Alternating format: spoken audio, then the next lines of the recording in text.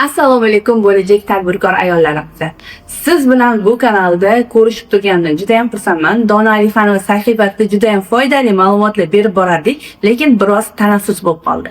Bundan keyingi mavzularimiz sizni biznes boshlashingiz uchun, biznesingizni yo'lga qo'yishingiz uchun qiziqarli ma'lumotlarni berib borishga harakat qilaman. Bugungi mavzuyimiz erimdan ko'p pul topsam oilamga ta'sir qiladimi degan mavzu haqida gaplashamiz. Keling, yaxshilab joylashib olamiz, kofe, choylarimizni yonimizga qo'yib olib, bemalol bu kanalni eshitish uchun tayyor bo'lamiz.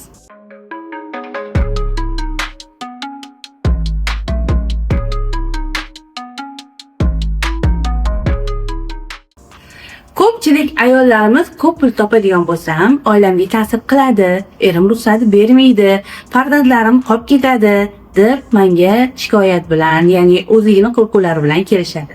Men tadbirkor sifatida hozirgi kunda 3 farzandni onasi ham sevimli rafiqa sifatida sizga bitta maslahatni bera olaman. Har doim siz tadbirkorlikni tanlaganingizda birinchi o'rinda o'zingizni yaramingiz bo'lgan turmush o'rtog'ingiz bilan kelishib, gaplashib, hayot yo'lingizni birgalikda chizib olishingiz kerak bo'ladi.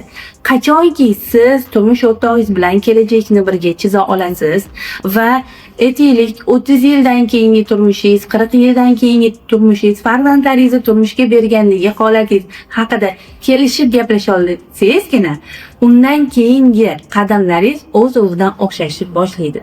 Ko'p ayollarimiz nima uchun turmush o'rtog'i bilan kelisha olmaydi?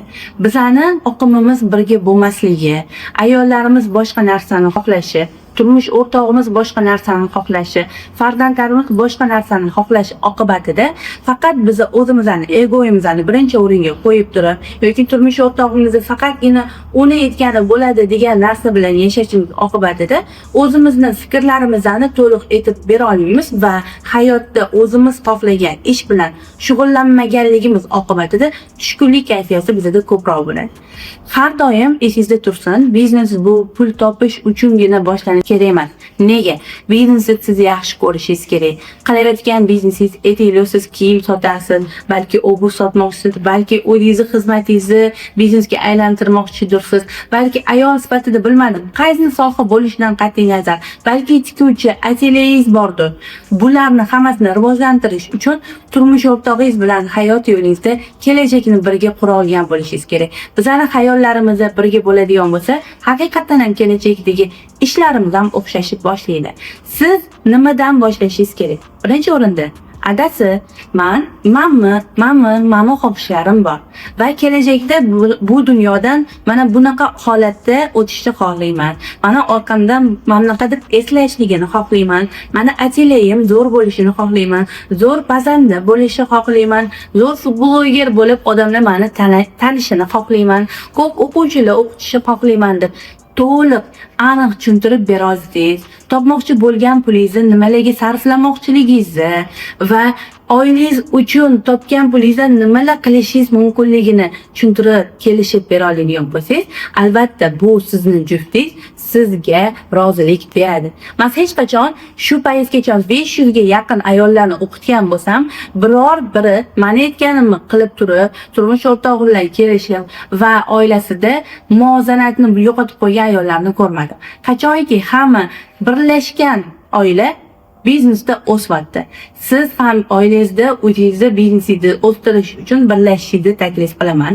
Chunki biznes qachon zo'r bo'lib keladi? Oila tinch bo'lsa. Oila tinch bo'lsagina bizning kelajagimiz porloq bo'ladi. Ayol sifatida mazza qilib ishlaymiz. O'zimizdan topgan pulimizdan mazza qilib foydalanamiz. Ehson qilamizmi?